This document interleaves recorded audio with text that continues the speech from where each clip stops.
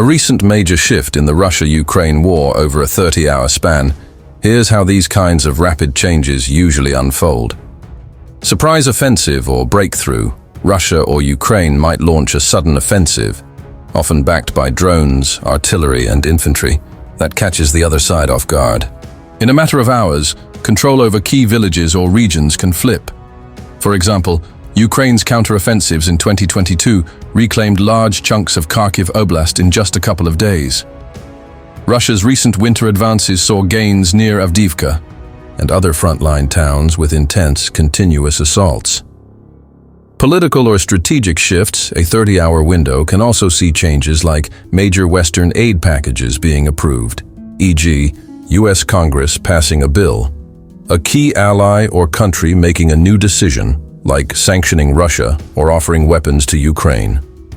Shifts in leadership or public unrest in either country, influencing war decisions. Drone and missile barrages, both sides use drones and missiles heavily.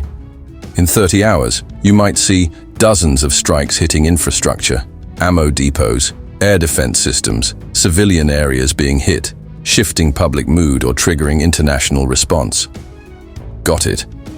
Let's go deeper into what a 30-hour shift could look like on the battlefield or politically.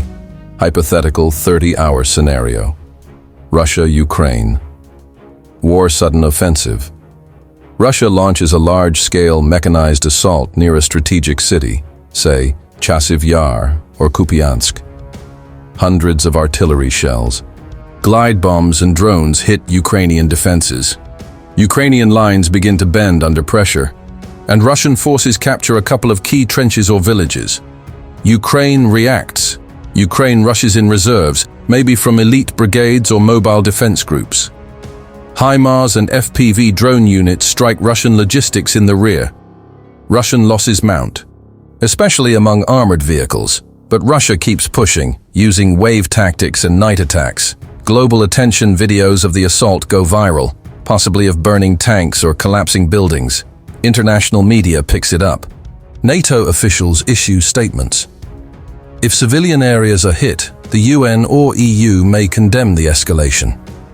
At the same time, rumors swirl about a Ukrainian withdrawal or a new Russian breakthrough. Political fallout. Ukraine's allies react fast. Emergency meetings in Brussels or Washington. Stalled aid package might get fast-tracked, like the US House voting on funding. Russia tries to spin the victory through state media, while Ukraine highlights Russian losses. Our momentum shifts. Ukraine launches a counterattack, using artillery, drones, and precision strikes. Russian forces slow down, running low on fuel or getting flanked. Analysts now debate, was it a real gain or just a short-lived push? Maps change, but morale, perception, and political response might shift even more. Post-shift, the 72-hour ripple effect. Military response. Ukraine's general staff reassesses the front. They might reposition artillery, call up fresh brigades, or pull back to better defensive lines. Russia tries to consolidate gains, digging in, planting mines, and reinforcing with troops or air defense. Small skirmishes continue around the newly contested area. Drones hover non-stop, hunting both armor and infantry. Information war heats up. Telegram, Twitter X, and Ukrainian-Russian mill blogs go into overdrive. Russia might claim a liberated town, while footage shows ruins and heavy losses. Ukraine releases drone footage of Russian tanks being destroyed or prisoners being captured to counter the narrative. Misinformation flies, like fake surrenders, false gains, or edited videos. Civilian impact. If fighting neared a populated area, evacuations ramp up. Power and water might be out. NGOs and local officials scramble to get aid in food, medicine, generators. Missile retaliation could target infrastructure deeper inside Ukraine or in occupied regions. International stage major powers respond. US, UK.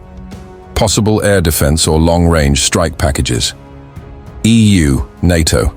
Condemnation of Russian escalation, plus more sanctions. China, India, or Global South. Cautious, watching the situation, but avoiding direct action. Market and energy shock. Oil and gas prices might jump, especially if pipelines, refineries, or the Black Sea corridor is affected. Investors get jittery. The ruble or hryvnia might take a hit. Grain. Exports are threatened, sparking concerns in countries relying on Ukrainian wheat.